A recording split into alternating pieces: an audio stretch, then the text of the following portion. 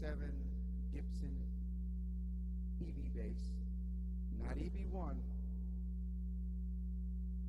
from when it was incarnated when 54, it was called EB. When it was reincarnated in 69, it was called EB1, because next came the EBO, which was shaped like a junior that only lasted for 2 years, 59 and 60, which I have a 59. And then the new body shape came, reminiscent of the Les Pauls. Yes, the new version of the Les Paul. Okay, which was what? Was it 61? Well, no, yeah, 61, right? Yeah. And it was called the Les Paul up until 63. So anyway, this is a 57. So this is the true EB bass. All right, so it has the banjo tuners. It's the short scale. The bridge is a little different than the EB bridges that were up to like 66 or 67. Okay. And the volume and the tone. This is the single coil pickup. This is noisy. You can hear it humming. And turn the tone down one. Turn the volume down. This thing is 30. I measured this one, puts out 32K. 32K. So the average mudbucker puts out about 31 to 32K, depending on what day you're looking at it, the weather, how the enamel of the wire feels. But let's run through some sounds on this. Okay, so I was using drive on this to get it to cut through. So I hope you're using headphones because this thing is just deep. So let's get it into deep mode. Listen really close. You can hear okay? Check this out.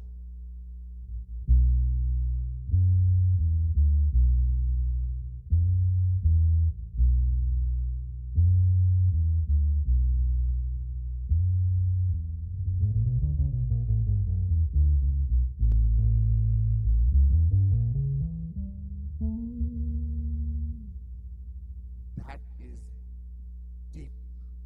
I am not using any EQs like I've done in the past when I made videos to make this thing like project and sound not what it really is.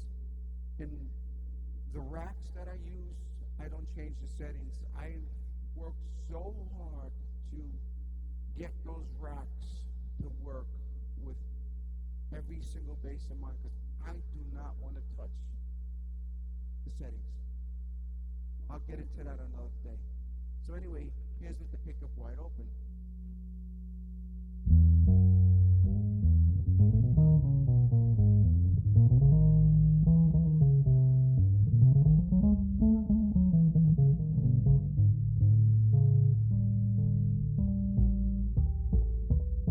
The harmonics are there, but because of so much of the low mid that this thing makes, it's a little hard to hear it, but I think I'm also going to change these out. These are, I don't even know what these are. Oh yeah, these are labellas. Most of my basses now have the TEs on them, but it may be a little hard because the problem is the TEs. It's a little more difficult with the banjo tuners. We'll get that another day. Anyway, so here's what the tone control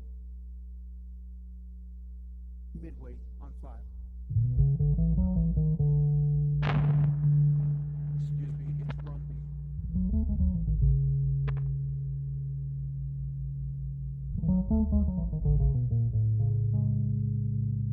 All the way off.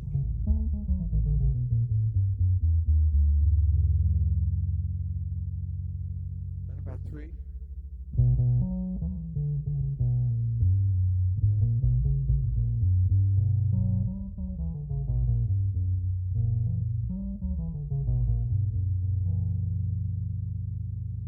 Six.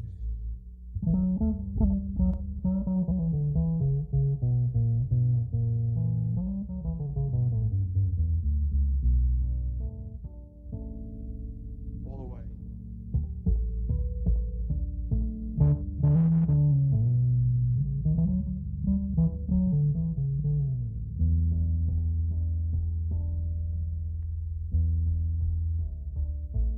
It's just good plain old deep true bass. Now let me drop the volume down a little bit.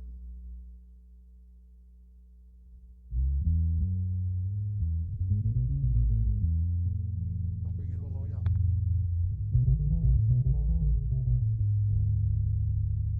Drop it down a little bit with the tone all the way off.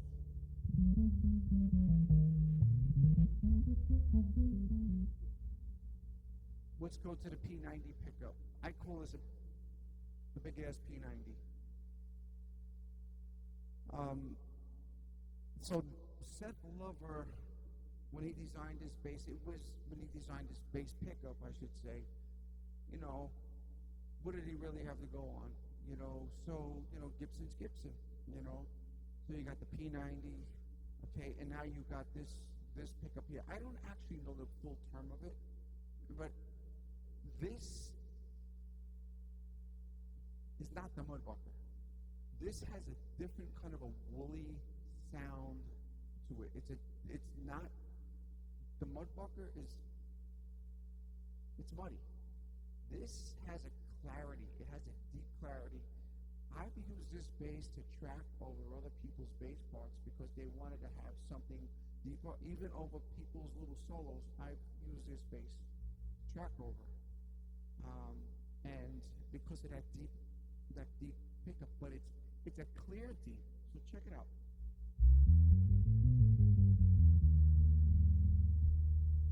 All the way.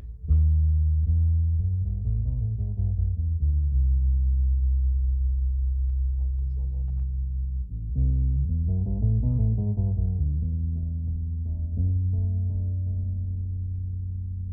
Let me roll it back.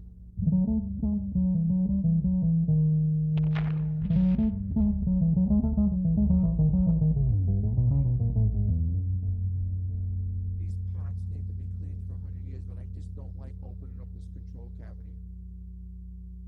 Now with it all the way rolled off and wide open,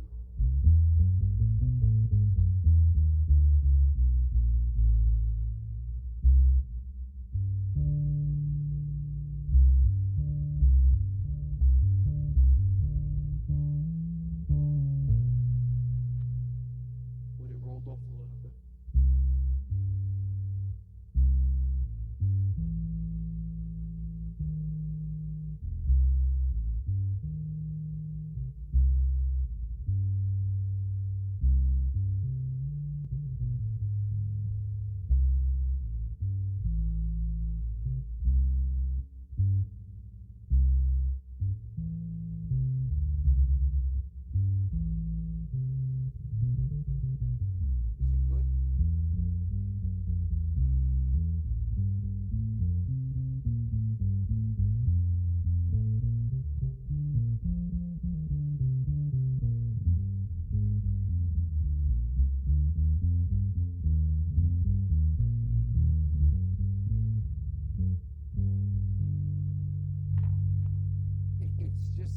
Is it good?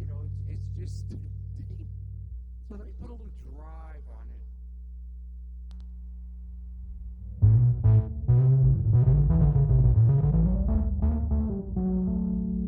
So now you're going to start hearing the Eventide Rose kicking because I always have that slight delay. I love that mix. I love that mix of sounds, You say, well, why would you use it on bass? Because when you're out there playing live, it just makes you're not going for like it just gives you that.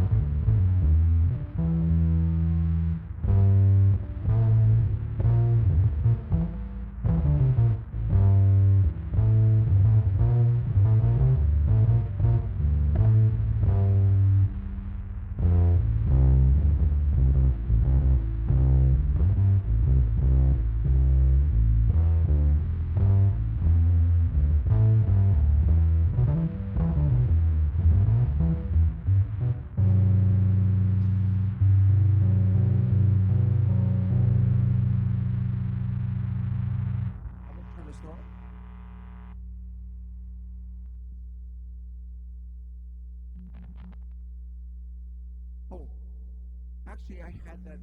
Hold on, I'm gonna put that on because I actually had the tone control off.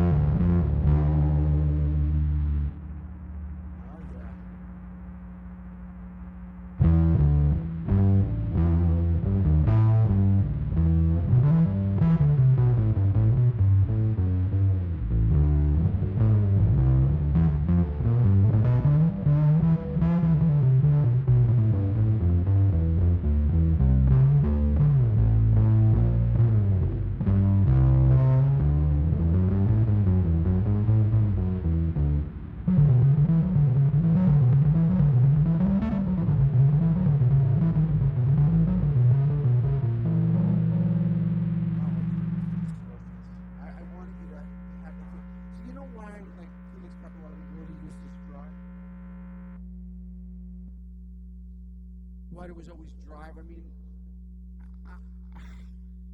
it's still hard to say, but sometimes I really think he had the diode on that EB pickup. Now his bass was different. He had the mudbucker. He had the humbucker on his the mudbucker. Mudbucker. Like, guys get mad when I say that. Well, it is what it is. So I always questioned his sound, but you needed to have that for these things to cut through, then we'll get into the Jack Bruce thing later on. But forward ahead, when Jack Bruce did the Ringo Starr All-Star band tours, he picked up an old 50s Gibson, and it needed work, so he did the work on it. And he had the EB1 pickup. Now he used that bass with Robin Trower. He used it with BBM. He used it with the Cream reunion. And there is a video out there with Robin Trower and Jack Bruce, and they do Politician. And even if you saw the Cream reunion, because I was there at the Garden.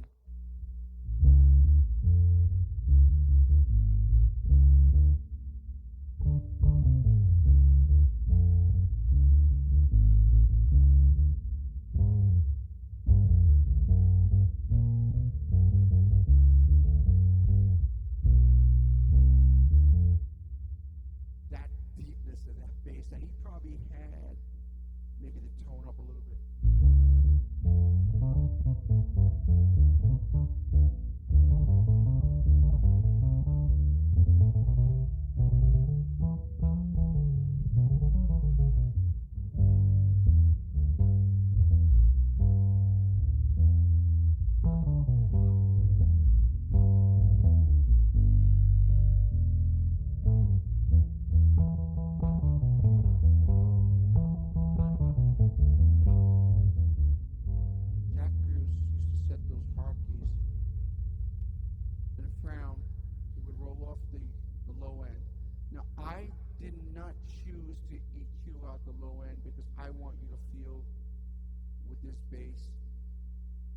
Feels like I have other videos where I rolled the low end off, but I didn't do that on this one, because I wanted you to get an honest sound, whether the sound is agreeable or not. But this is how this bass sounds. It's just deep. It's really, really, really, really deep. There was not a lot of bass players who use these. John Dewey used one of these, but it had a bridge pickup on it. Some say that was a factory option. I did see one, but I think that it was more somebody did it. But in New York, 48th Street of all places. So anyway, This is a 57 original stock. So it has two capacitors. It has one that's always in circuit, and then it has the other one that's on your tone control. Remember, it's 50s wiring. So if you take out the one capacitor, it's same like my EBO. If you take out that one capacitor, you'll get more clear to it. You'll get more of a, like when I have this wide open, you'll get more of a tink to it. You know. So you always have, you always are going to have this, always are going to have this low end to it.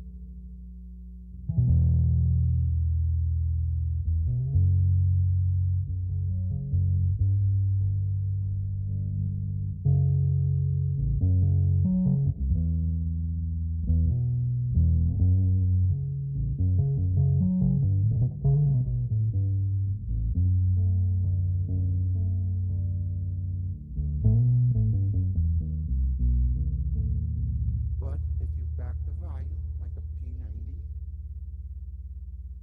the volume up.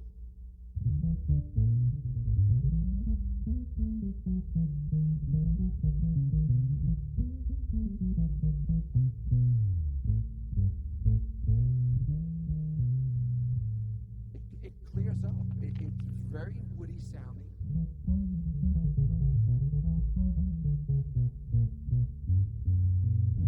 It's a very woody sounding pickup. You know, but, oh, there's that tone pop. I'll get to it.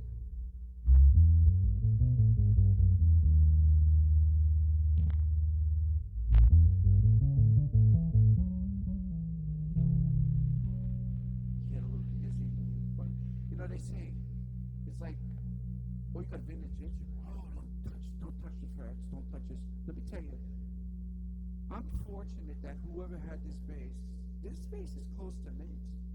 There's no fret where there's no, and it has the original thin fret, like the fretless wonders. It has the thin frets, the little frets, which I can deal with all day long.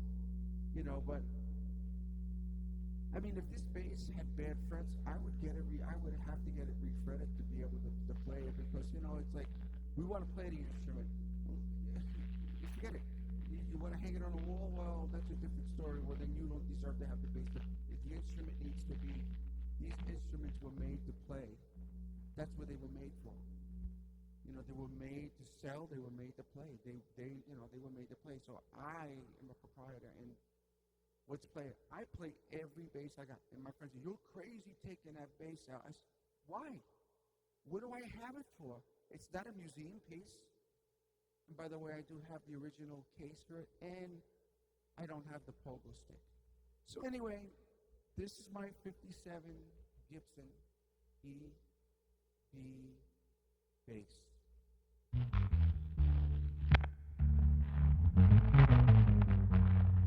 me a cool effect, right? Oh, let's get it back. And I'm not ashamed. I'm not going to edit that out of the video because it was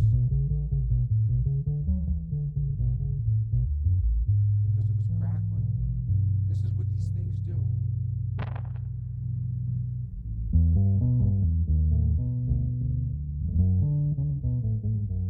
So why, again, the fuzz on.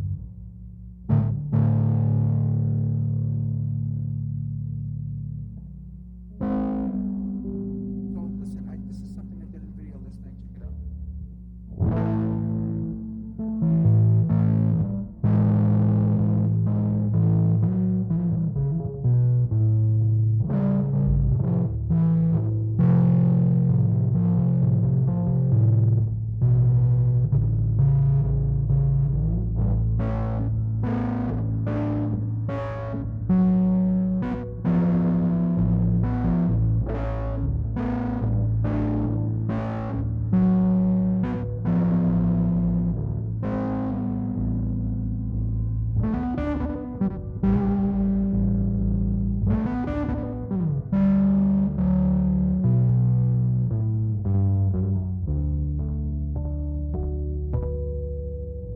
Getting that little bit of drive, I only get the drive on the one side and I just have the other side clean, as clean as it'll be, it'll just